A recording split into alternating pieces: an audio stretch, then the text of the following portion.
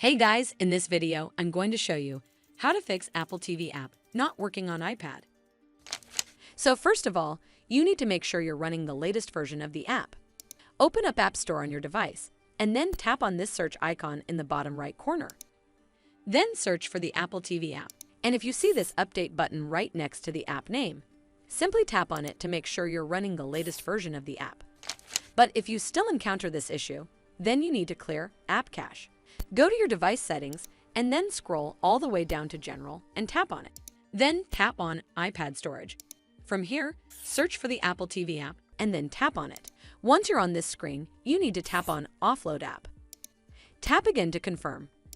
It'll take a bit for processing, and then a reinstall button will show up. Simply tap on it to reinstall the app. This should fix the issue, but if it doesn't, then you need to completely reinstall the app. Follow the on-screen instructions to navigate all the way to the app page.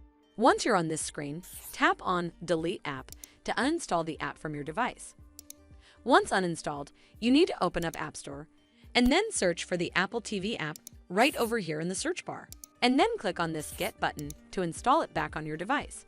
Well, that's how you fix Apple TV app not working on iPad.